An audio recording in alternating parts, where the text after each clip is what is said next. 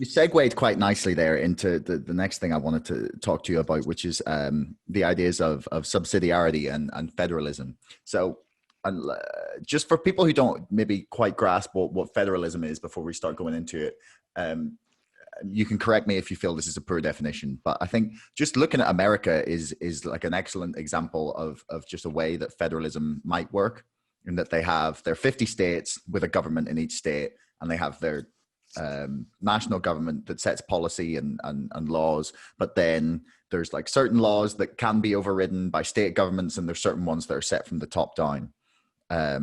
And ultimately that also like ties quite nicely into the concept of subsidiarity, which is one that the EU was actually founded on.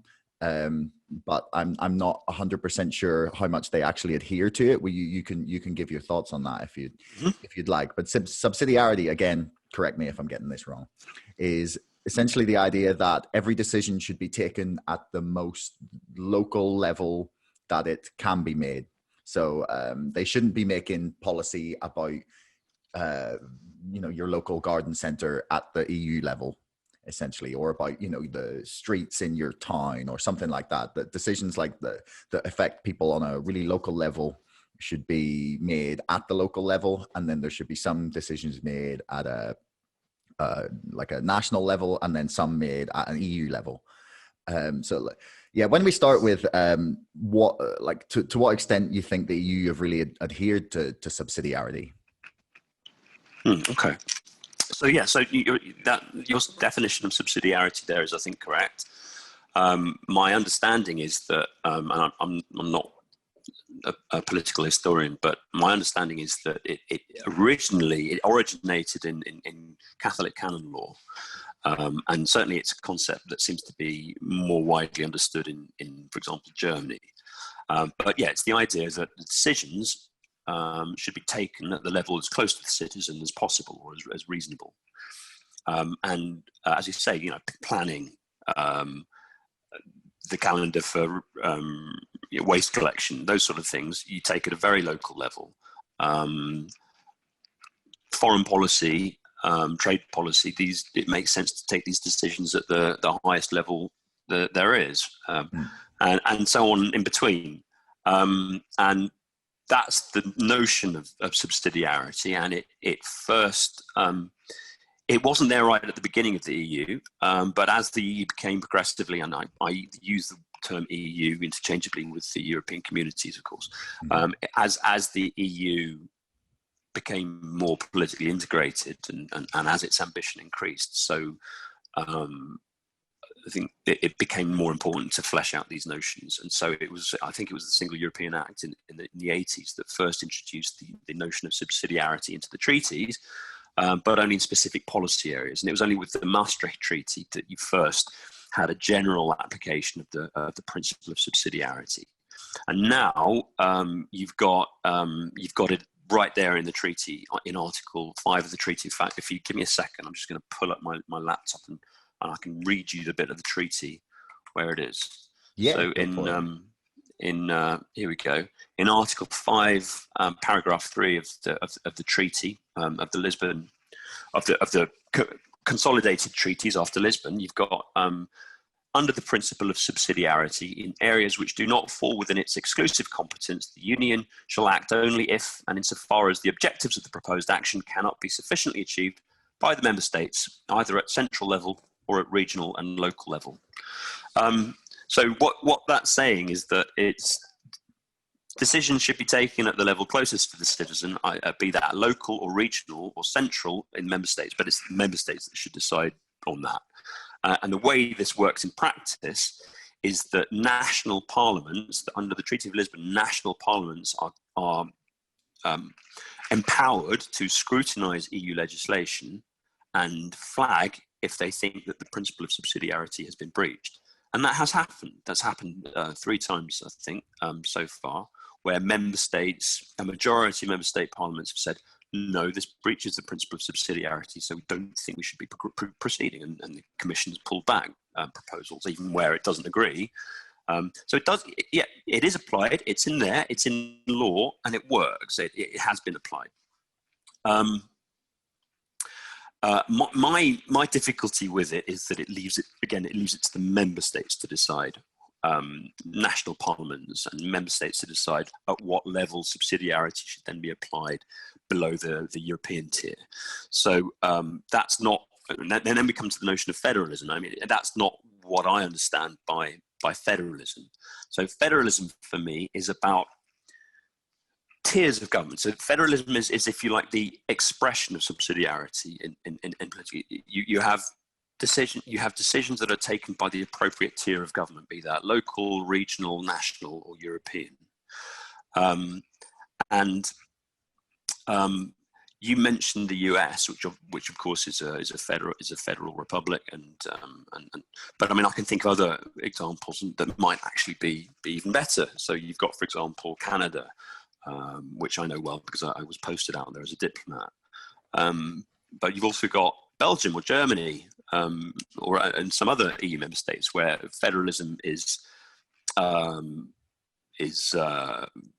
very well established. I mean, in Belgium, you have you've had a number of recent reforms which have tweaked the federal state in a way that, if anybody that knew Belgium in the early 90s and in the 80s and the early 90s will tell you that there's just been an enormous change in the country in terms of its prosperity, in terms of its good functioning since the latest change to its federal structure.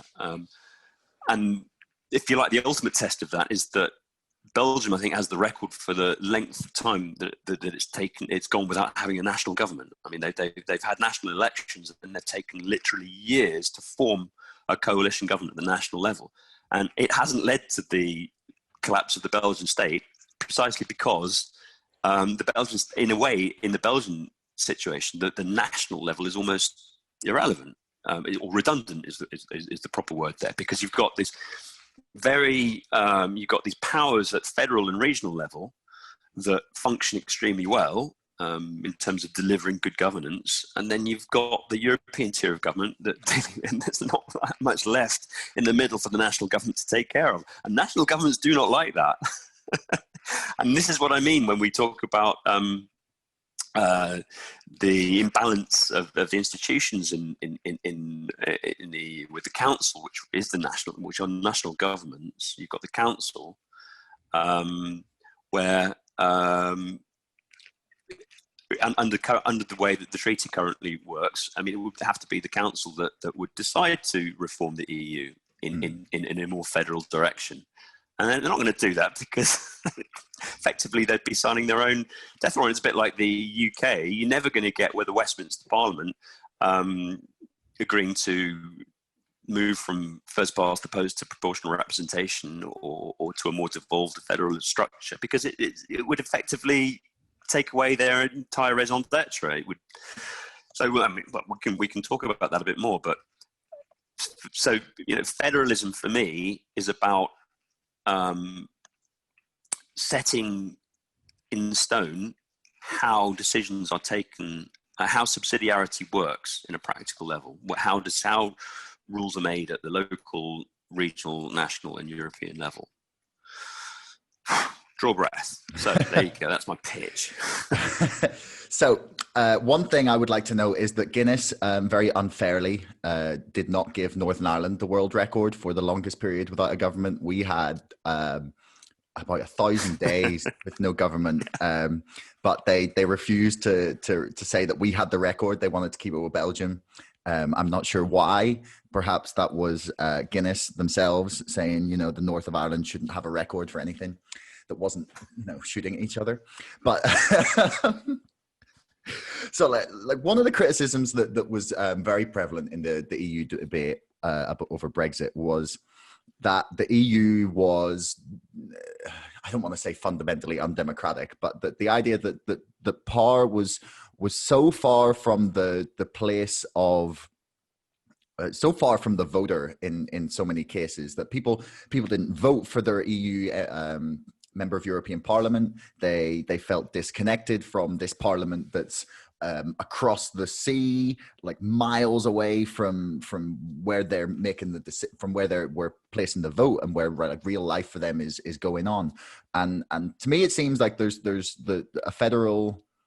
a federalist EU would maybe even exacerbate those critiques or problems, because you would have a more solidified executive at a European level. But maybe what do you make of those criticisms? I don't think you would. I Misguided? don't think you would. I mean, the executive is the executive, and I mean, you have an executive at the EU level. It's a federal, a stronger federal structure would enhance the links between each of those levels and the citizen. And my personal view is that the problem that you have in the EU at the moment, and the reason that people feel so distant from Brussels decision-making structures, is because you've got this intervening layer of national government that acts as a kind of firewall and a filter. And that needs to be broken down for me. And it is broken down in many EU states. In many EU states, you don't have those kind of barriers. So, as an EU civil servant, I see citizens. I see, my numbers in the phone book. You can look me up. That's not true for Whitehall civil servants.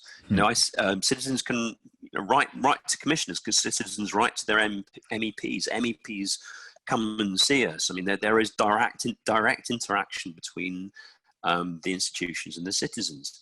That's generally not been true with British citizens for some reason. And I think that there's more than a podcast, there's sort of books to be written about that, and have been written about that. Yeah. But I think that in the past, the Whitehall and Westminster jealously guarded that role. And I think it's not just about Brussels, it goes to the heart of Westminster exceptionalism, and if it's exactly the same when you look at questions of UK devolution. Now, why a citizen sitting in Stranraer or Hollywood or in Northern Ireland or in Scotland should feel more represented by somebody sitting in Westminster than they do by somebody sitting in Strasbourg or Brussels? I don't know, because there doesn't seem to me to be an enormous amount of difference, except that in the British system, while you do have nominally devolved government and you have nominally regional government or local government, you've also got this, to me, utterly iniquitous and sinful constituency MP system, where MPs in the national government, because they have this sort of regional role, seem to take it upon themselves to have also this sort of regional or this local governmental status and role. And people, national MPs should be dealing with national issues. So we come to, for example, the West Lothian question, which is something that's always really yanked my chain. The argument is that why should MPs in Scotland get a vote in Westminster on issues that are purely related to England? Because MPs in England don't get a vote on issues that are purely about Scotland, because that's done in the Scottish Parliament. To which I say, yeah, I know. We need an English devolved Parliament, or we need regional devolved parliaments. You need a much more structured and systematic way of devolving power in the United Kingdom. And instead you get this crazy system where you get the national tier weighing in on regional and local issues where they shouldn't be. And the reason they do that is because there's some sort of mystique about Westminster as being somehow more valid, more important, more valuable than any other tier of government, whether it's Brussels or Holyrood or the Senedd or Stormont or anything. That to me is a breakdown of our political culture, and that you don't see that in successful federal states. So if you look at Canada, or you look at Germany, people there have a strong sense of connection to their regional governments as well as to their national governments. And they get it. It's not difficult. There's nothing special about it. There's nothing particular. There's not a problem with UK citizens, which means that they can't understand these concepts. They're not concepts that are difficult. It's about our traditions and about what we're used to. But I mean, other countries have been used to things too and unlearn them. So there's no reason why we wouldn't be able to live in a federal system. The key thing here, above all, if I may say, is money, is control of money. So if you look at Canada, for example, in Canada, you pay income tax to the province and you pay income tax to the federal state. Mm-hmm. And it's roughly about half and half. So about half, so provinces have revenue raising powers and have their own budgets and treasuries. And so does the federal government. In Britain, local authorities are entirely reliant upon national government for their money. In Scotland, it's somewhat different. But if you look at Brussels has revenue-raising capacity. It has its own resources, but it's minute compared to the national tier. And a lot of its money does come from the national tier. If you want meaningful devolution, if you want meaningful federalism, what you need to do is you need to give each tier of government its own resources, its own financial resources. And that breaks that, to me, toxic link or toxic hold that the national tier has over the citizen. Yeah, I don't know where I started on that rant, but...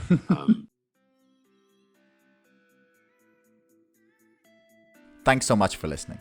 If you haven't already and you enjoyed this episode, please subscribe to this podcast and to our mailing list. And don't forget, my book, Brexit, The Establishment Civil War, is now available for pre-order on Amazon. You'll find the link in the description below.